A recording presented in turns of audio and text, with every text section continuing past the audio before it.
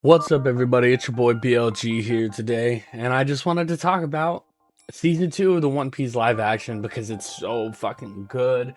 And I'm also a nerd, so we're gonna yap about that shit. Let's get into it.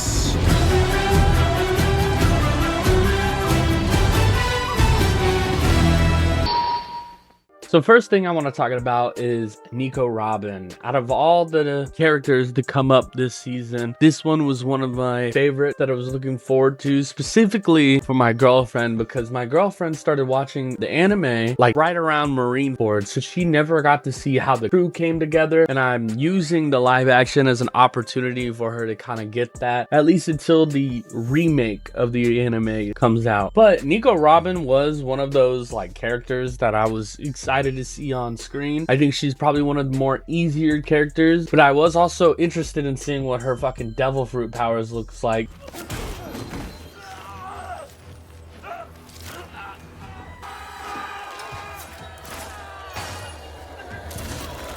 So yeah, I gotta say, upon seeing that, it dawned on me, Nico Robin's power is fucking terrifying.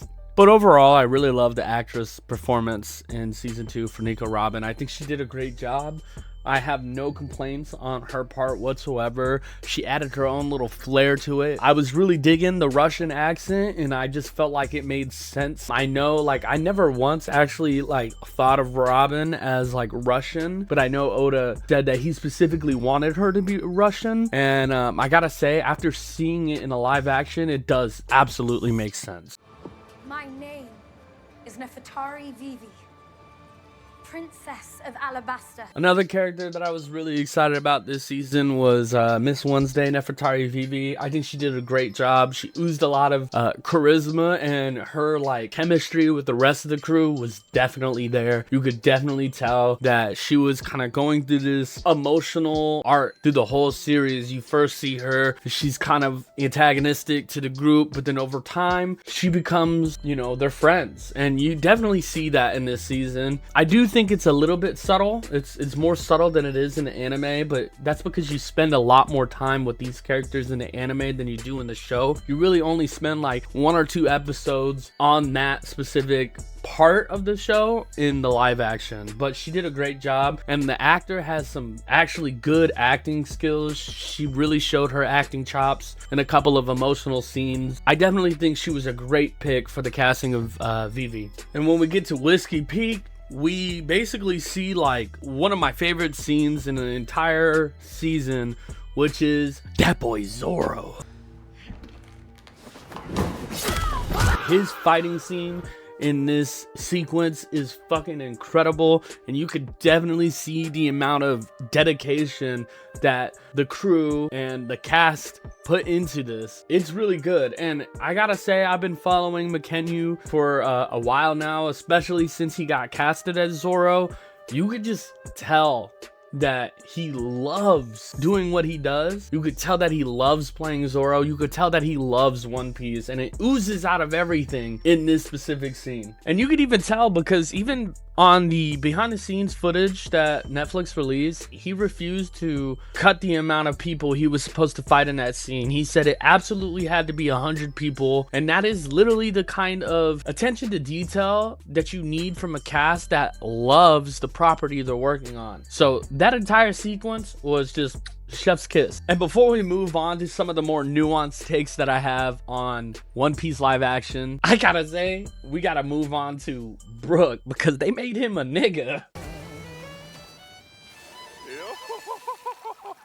Now, I gotta say that seeing the discourse online about Brook and him being black is fucking hilarious. I've always thought Brook was a black man. I've always thought he was mixed, but I do know that in the anime, Oda does have a problem with how he, you know, colors complexion. That's no secret. Most One Piece fans know that, which is why, you know, everybody thought Robin was darker, and then all of a sudden she's lighter, and post time skip. I never once thought that Brook was not a black man, I gotta say, and which is why it's surprising to me that anybody in the fandom would be like, I can't believe they made Brook a black man. Like, his name is literally the Soul King. Like, the nigga's most defining feature is an afro.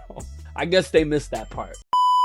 All jokes aside though, from the little clip that we get of Brook, I gotta say, spot on. It was perfect. His whimsy, his swagger, it was perfect. Before I move on to some of my more nuanced takes, I do want to take a moment and talk about Sanji talking to Nami about why he loves cooking and giving her a little insight on how he grew up with his mother. This is something that I think is great, and it works really well because I didn't think that this worked well in the anime, because he straight up is like spends 2 years with the crew and they don't really know anything about him outside of Zeph until Whole Cake Island. And I just don't think that that's realistic, because like these are supposed to be your best friends, right? Even if you didn't want to tell them everything, like I'm sure you would mention that you have other family at some point, whether you gave them all the details on that or not.